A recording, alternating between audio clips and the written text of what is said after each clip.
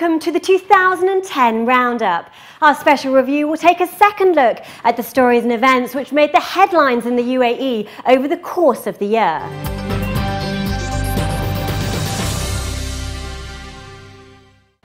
Kicking off 2010 in true Dubai style was the inauguration of the Burj Khalifa.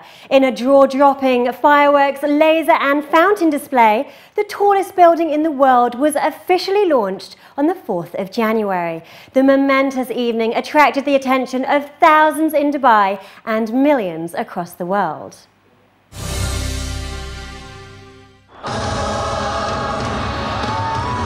The closely guarded secret, the official height of Dubai's iconic tower, flashed onto a giant screen before thousands, putting all speculations to rest.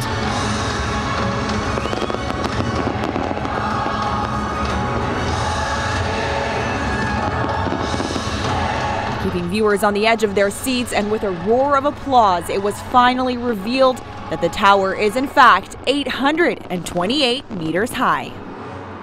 For the millions of people across the globe who had been touched by the city, it was a rare moment in history.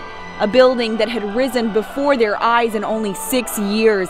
In another surprise of the evening, the tower was officially named after the UAE president, His Highness Sheikh Khalifa bin Zayed Al Nahyan.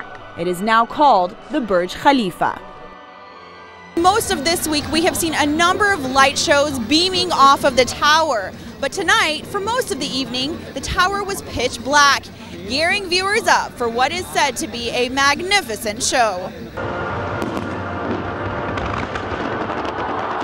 Fireworks cascaded from the tower's spire to the base, and lasers blazed out from all levels, leaving the crowds awestruck.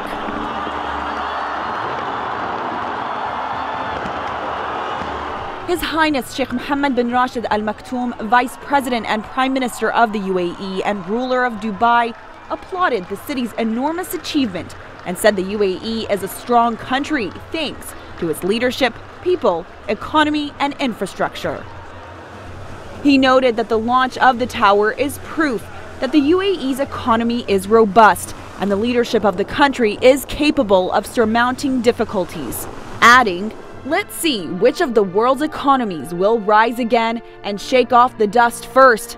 Let's just wait and see." Huda Imam, City 7 News.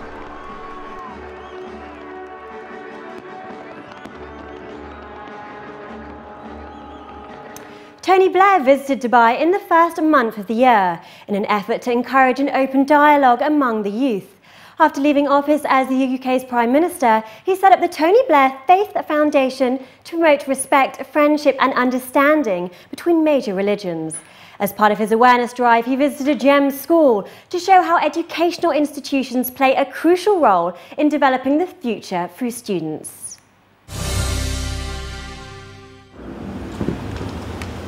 Tony Blair's arrival at the Winchester School was more than a visit from a former world leader. For many of the students, it meant a door is being opened to the world so their different voices can be heard. A brief stop at one of the Islamic studies class proved this open dialogue effective. The young women in the class didn't hesitate to speak their minds about the usual misconceptions about Islam and Muslim women in the West. But I think the real problem comes with culture. How when once religion is misinterpreted, it's linked to culture. Islam never, speaking for my religion, Islam never discourages a woman. It gives her equal rights. But in many countries, it's the problem. It's the misinterpretation of religion, which should not be there. I think over here, it's not much of a problem because we do all understand each other. Not only because we're all different religions, but because we're from different places and we have different traditions. But I think the basis of what we form our religions and ideas on is all the same thing. Blair's Face-to-Faith program is part of the Faith Foundation, which engages students of different faiths across the world. It allows them to learn from and about one another, to pave way for better understanding of differences in cultures and religions, as well as how each one complement the other. Knowledge obviously is important for the students, but also they're trying to teach them about the world, not just about Dubai, the place that they're situated, but also about the world. And I think that's really important, and one of the reasons I wanted to come here was because I think this type of school serves as a model for other schools. He reiterated that religion and culture play an active role in promoting peace around the globe. But if they learn about people of another faith, and they learn the truth about that faith, rather than sometimes what is, mistaken ideas about religion, then they're more likely to coexist peacefully together. So religion is a problem when people fear the other person. But when they know about the other person, they're less likely to fear them and more likely to understand them. According to school officials, this is the first step. It's all about understanding and discussing, and everyone having their own opinion.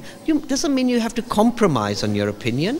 What it means is that you discuss it and you take everyone's views together. The world will be a lot safer place to live in, as is shown with my 89 nationalities at the Winchester School. School officials add that they plan to incorporate the program Face to Faith in their curriculum. They say such programs will help the youth cope better with globalization and instill in them understanding and love of mankind, regardless of race and creed. Khadija Sali, City 7 News. In early March, all eyes were on Abu Dhabi as 1.5 billion people from around the world tuned into the Laureus World Sports Awards. As well as recognising sporting heroes, the awards also act as a platform to generate support for the Laureus for Good Foundation.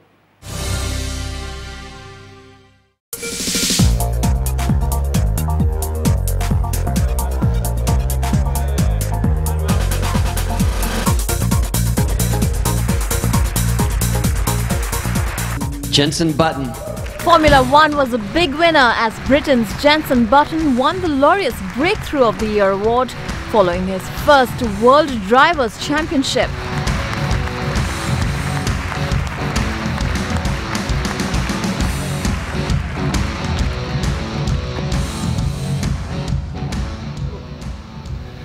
Wow. I think somebody forgot to tell Laureus that I'm actually 30 years old. Breakthrough sportsman, eh?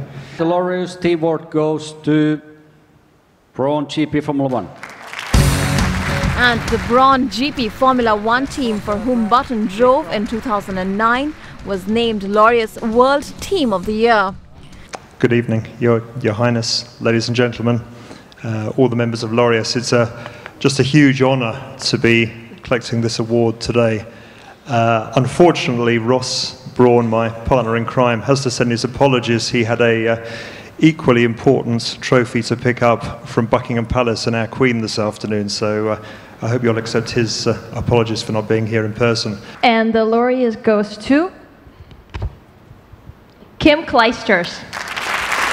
Belgium's Kim Clijsters won the Laureus World Comeback of the Year award. Hi everyone, I really wish that I could have been there to pick up this trophy in person. We're actually, in the middle of being potty training and, not myself, but obviously potty training my daughter and packing our bags to leave to Indian Wells. I was actually a little bit nervous and so when I heard that I won, I was just over the moon, and that feeling kind of hasn't left. So I'm holding the trophy now, and it's just, it looks even better in real life than on TV. So. Last year was a very special year for me, winning the Open after only my third tournament being back. It was a very emotional year as well, but a very special one, and to have this trophy now, it just really means the world to me. Natalie Dutoy. There was a warm reception at the award ceremony for courageous South African swimmer Natalie Dutoy, who is breaking down the barriers between disabled and able-bodied sport as she received the Laureus Disability Award. It's indeed a great honor, I think, to be receiving this prestigious award. It is the third time that I've been to Laureus and the second time that I've been nominated. So for me to stand here, it is our 2010 year in South Africa. It's our Soccer World Cup. So I think for me to hold South Africa's name high, I know Laureus was started and founded by South Africans. So thank you very much for this honor. And the Laureus goes to Stephanie Gilmore. While Australia's 3 times world surfing champion Stephanie Gilmore was named a Laureus World Action Sportsperson of the Year.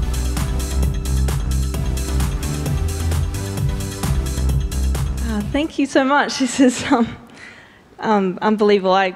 Not even in my wildest dreams did I think I would get this award. A truly remarkable and inspirational person. Ladies and gentlemen, please stand for the Laureus Lifetime Achievement Award winner, Nawal El-Mutawakkil.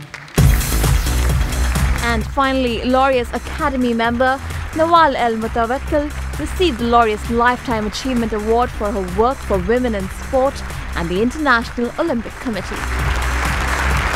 Thank you so much. I'm so thankful to be here tonight in this wonderful city of Abu Dhabi and in this beautiful country where I have been here since 2 months for the second time. A land of freedom, land for love of sports, a land who brought us together tonight. Your Highness, dear ladies and gentlemen, dear colleagues of the Academy members, I am so happy you have chosen me today. So happy that you showed your love for the sport, where I have grown up for so many years. I come from a family of 5 brothers and sisters, where my father played judo and a mother who played volleyball. And you can imagine our discussions within our family turned around sports and excellence and what sports can do for your life. As Nelson Mandela had said some 10 years ago, that sports has the power to change the face of the world. Coming up after the break, the world's richest horse race.